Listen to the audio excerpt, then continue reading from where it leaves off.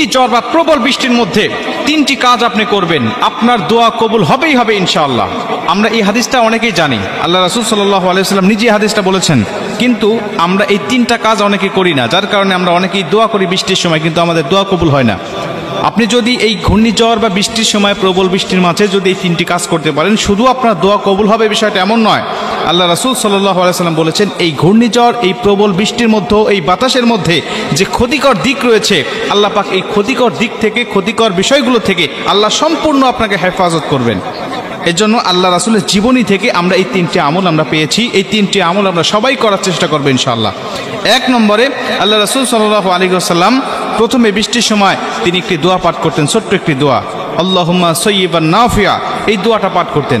এরপরে যখন বৃষ্টিটা প্রবল হয়ে যেতেন, যদি প্রয়োজনের অতিরিক্ত বৃষ্টি যখন হয়, প্রবল বৃষ্টি যখন শুরু হয়ে যায়, তখন আল্লাহ রাসূল সাল্লাল্লাহু আলাইহি ওয়াসাল্লাম দ্বিতীয়বার আরেকটি দোয়া পাঠ করতেন, আল্লাহুম্মা হাওয়া আলাইনা ওয়ালা আলাইনা।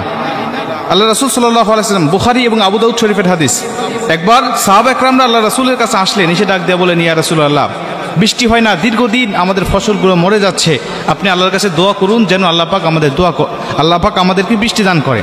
আল্লাহ রাসূল সাল্লাল্লাহু আলাইহি ওয়াসাল্লাম তখন এই দোয়াটা করলেন।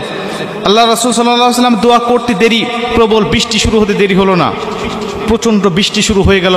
মদিনার সমস্ত অলিতে গলিতে বৃষ্টির পানি জমে গেছে। সাহাবা একরামরা এসে ডাক দিয়া বলছেন, ইয়া রাসূলুল্লাহ, আলহামদুলিল্লাহ পর্যাপ্ত পরিমাণ বৃষ্টি হয়েছে, এখন তো যে বৃষ্টিগুলো হচ্ছে আমাদের ক্ষতি হবে, আমাদের ঘরবাড়িগুলো হেলে যাচ্ছে, আমাদের গাছপালাগুলো ভেঙে যাচ্ছে, অতএব আপনি আল্লাহর কাছে দোয়া করুন যেন বৃষ্টি থেমে যায়।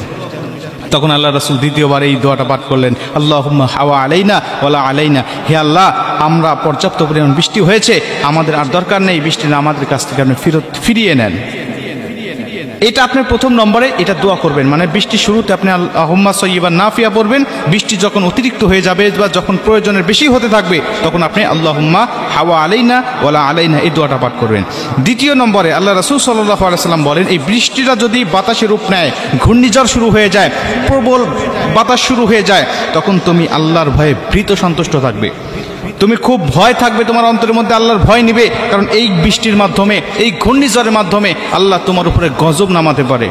আল্লাহ পাক তোমাকে আসমানি বালা, জামিনি বালা, রোহানি বালা, হাওয়াই বালা, জিসমানি বালা, সমস্ত বালা মুসিবত দিয়ে তোমাকে গ্রাস করে ফেলতে পারে। এই জন্য তুমি ভীত সন্তুষ্ট হয়ে আল্লাহর কাছে দোয়া করতে থাকবে। তার মানে বৃষ্টি যখন শুরু হয়ে যাবে, আল্লাহর ভয় যদি অন্তরের মধ্যে থাকে, এই বৃষ্টির সময় আমরা কিন্তু কোনো পাপাচারে লিপ্ত হতে পারি না, আমাদের মধ্যে কোনো পাপাচার আমাকে গ্রাস করতে পারবে না, কারণ আল্লাহর ভয় এখন আমার অন্তরের মধ্যে আছে। অনেক মানুষ আছে বৃষ্টি শুরু হলে পরে আল্লাহর ভয় বাদ দিয়ে তারা বিভিন্ন পাপের মধ্যে লিপ্ত হয়ে যায়।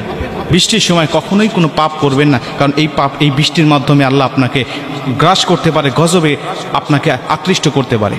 দ্বিতীয় নম্বরে আল্লাহ রাসূল সাল্লাল্লাহু আলাইহি ওয়াসাল্লাম বলেছেন, তুমি আরেকটা কাজ করি, তুমি দোয়া করবে, সেটা হলো এই বৃষ্টির পানি তোমার শরীরে একটু লাগাবে, 1 ফোঁটা 2 ফোঁটা হোক, তোমার হাতে নিবা অথবা শরীরে লাগাবা। বেশি লাগিয়ে সর্দি লাগাতে হবে, ঠান্ডা লাগাতে হবে, বিষয়টা এমন নয়। আল্লাহ রহমতের এই বৃষ্টি, রহমতের পানি আপনার হাতের মধ্যে লাগিয়ে, শরীরে লাগিয়ে আপনি একটা দোয়া পাঠ করবেন। এই দোয়াটা পাঠ করে আল্লাহ পাকের কাছে দোয়া করবেন, মুতিরনা বিফাদলিল্লাহি ওয়া রাহমাতি, মুতিরনা বিফাদলিল্লাহি ওয়া রাহমাতি। এই দোয়াটা পাঠ করে হাতে বা শরীরে বৃষ্টির পানি লাগিয়ে আপনি আল্লাহর কাছে দোয়া করবেন। আপনার মনে যা দরকার, আপনার যা চাওয়া, আপনার যা পাওয়া, কি লাগবে আপনার, আল্লাহ পাকের কাছে দোয়া করবেন। আল্লাহ পাক অবশ্যই আপনার দোয়াটাকে কবুল করবে, অবশ্যই আপনার মনের আশাটাকে পূর্ণ করবে, অবশ্যই আল্লাহ পাক আপনার চাহিদা অনুরূপ আপনার জীবনটাকে দিয়ে আপনার জীবনটাকে সুখময়, শান্তিময় করে দিবে।